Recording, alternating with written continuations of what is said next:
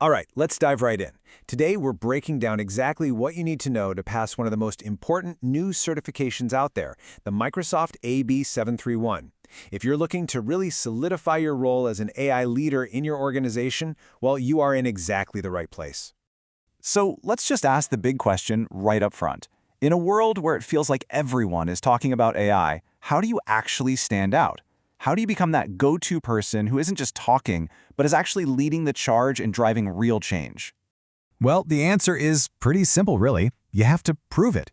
It's all about showing that you have the strategic vision, the know-how to make AI actually work for your business.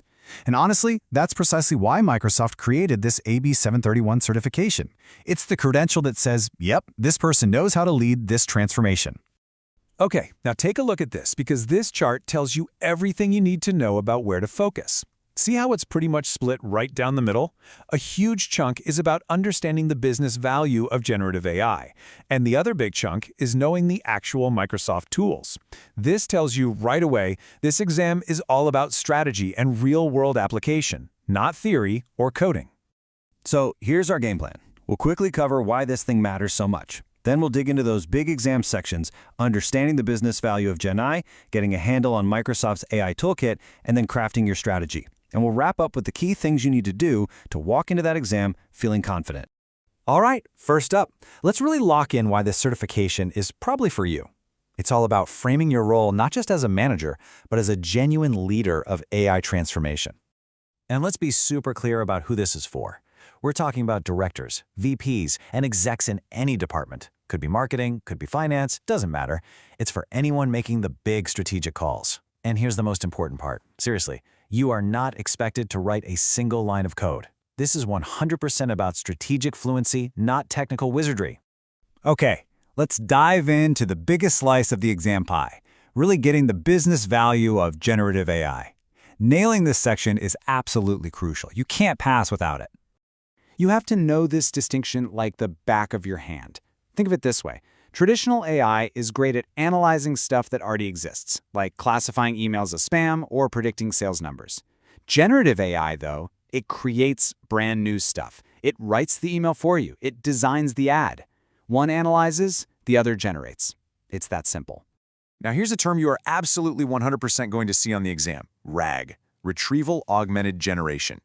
Just think of it like this. An OpenAI model knows about the world, but it doesn't know about your company. RAG is the process of giving that AI your company's private documents, your latest sales reports, so when you ask it a question, it's grounded in your reality. It makes the answers so much more accurate and useful. A real leader also knows the risks, right? And the exam will expect you to spot them. We're talking about hallucinations, which is just a fancy word for when the AI makes stuff up. You have to be aware of the bias that can be baked into these models. And then there are the real-world things, like making sure it's reliable and, of course, managing the costs. And this basically lays out the entire journey for any AI project.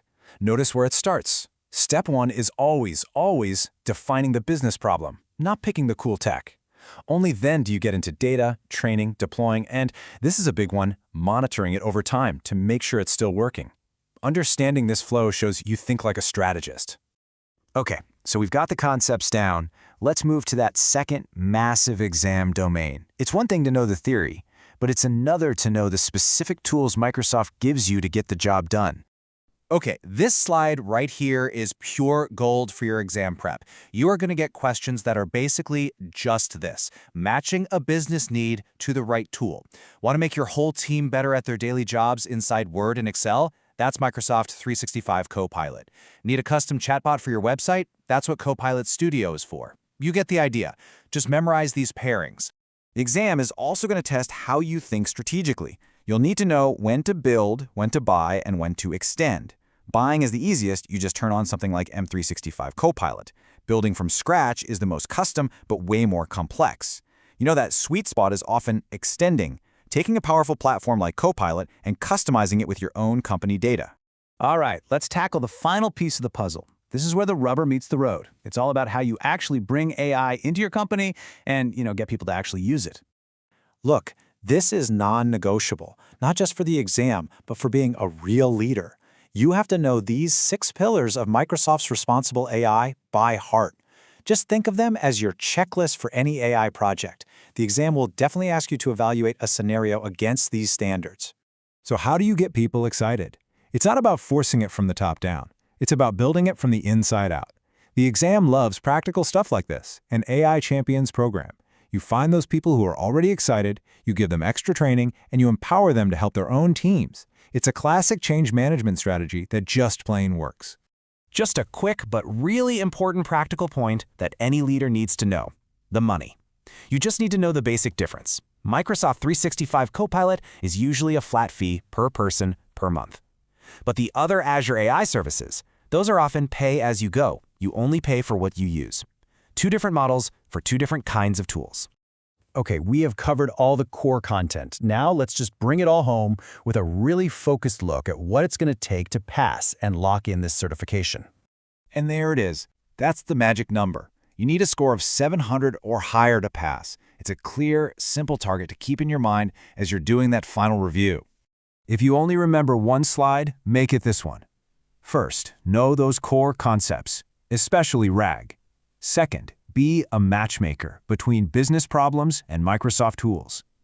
Third, memorize those 6 responsible AI standards. And finally, always think like a leader. Focus on the how, the adoption, and the governance. And look, don't just take my word for it. Microsoft themselves say it perfectly here. This certification isn't for the deep-in-the-weeds data scientists. It is designed specifically for you, the decision maker, the strategist, the person who's guiding the future of the company. So there you have it. That's the roadmap. It's a clear, strategic path to passing the AB-731 exam. You know what's on it, you know where to focus your energy, and you know why it matters. So I guess the only question left is, are you ready to lead?